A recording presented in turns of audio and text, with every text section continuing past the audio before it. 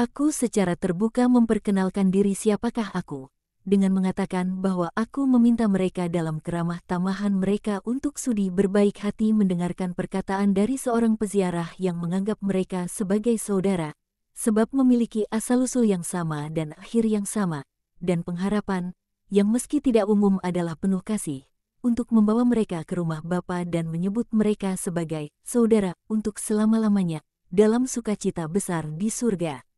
Lalu aku katakan, Zefanya, Nabi kita mengatakan, daerah tepi laut akan menjadi tempat bagi gembala-gembala.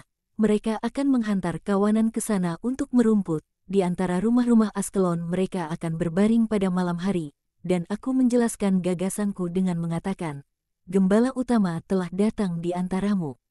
Dia tidak bersenjatakan anak-anak panah, melainkan kasih. Dia merentangkan kedua tangannya kepadamu dan menunjukkan padang rumputnya yang kudus.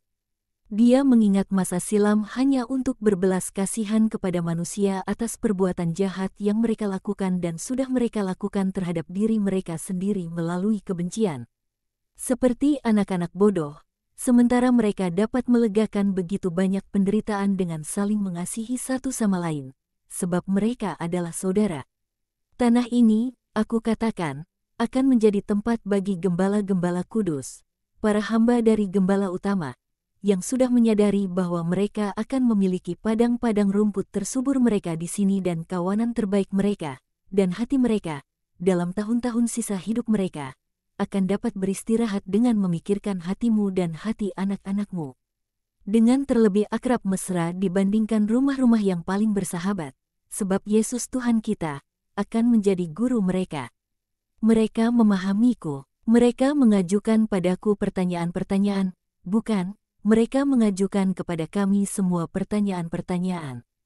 Dan Simon menceritakan kepada mereka mengenai kesembuhannya.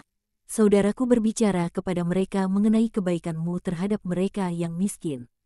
Dan inilah buktinya, kantong uang yang gemuk ini untuk orang-orang miskin yang akan kita temukan dalam perjalanan kita. Para nabi juga tidak mencelakakan kami.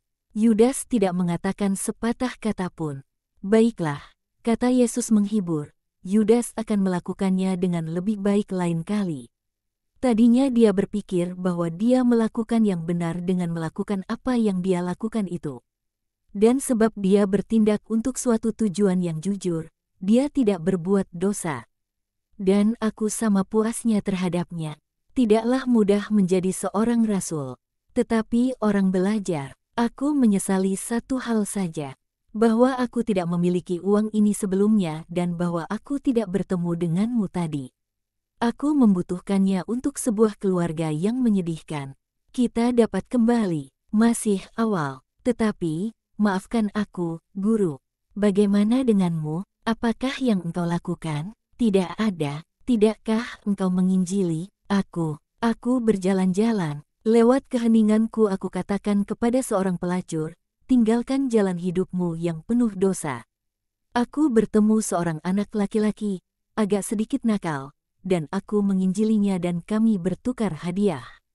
Aku memberinya gesper yang dipasangkan Maria Salome pada jubahku di Betania, dan dia memberiku hasil karyanya ini, dan Yesus mengeluarkan dari jubahnya boneka karikatur itu. Mereka semua melihatnya dan tertawa. Lalu aku pergi melihat-lihat karpet-karpet yang indah yang dibuat seorang di Askelon untuk dijual di Mesir dan di tempat-tempat lain, dan aku menghibur seorang gadis kecil tanpa ayah dan aku menyembuhkan ibunya. Dan hanya itu, dan engkau pikir itu hal yang kecil? Ya, sebab ada juga kebutuhan akan uang, tapi aku tidak mempunyainya. Tapi marilah kita kembali. Kita tidak akan menyusahkan siapapun, kata Thomas. Dan bagaimana dengan ikan-ikanmu? Kata Yakobus Sebedes bergurau. Ikan, ya, kau yang bertanggung jawab. Pergilah ke Pak Tua yang memberi kita tumpangan dan mulailah mempersiapkannya. Kami akan pergi ke kota. Ya, kata Yesus, tapi aku akan menunjukkan kepadamu rumah itu dari kejauhan. Akan ada banyak orang. Aku tidak akan ikut. Sebab mereka akan menahanku. Aku tidak ingin mengecewakan tuan rumah kita yang menantikan kita dengan menolak undangannya. Kekasaran adalah selalu bertentangan dengan cinta kasih. Iskariot menundukkan kepalanya terlebih dalam dan wajahnya merah padam. Demikianlah perubahan rona wajahnya, mengingat betapa sering dia sudah melakukan kesalahan itu. Yesus kembali berbicara, "Kamu akan masuk ke dalam rumah itu dan mencari si gadis kecil. Dia adalah satu-satunya gadis di sana, jadi kamu tak mungkin keliru. Kamu akan memberikan kantong uang ini dan katakan padanya, 'Allah mengirimkan ini untukmu sebab kau percaya. Ini untukmu, mamamu dan adik-adikmu.' Itu saja, dan kembalilah segera. Ayo, kita pergi." Dan kelompok terpecah sementara Yesus pergi ke kota bersama Yohanes, Thomas dan kedua sepupunya, sementara yang lainnya pergi menuju rumah si Filistin pemilik stan kebun.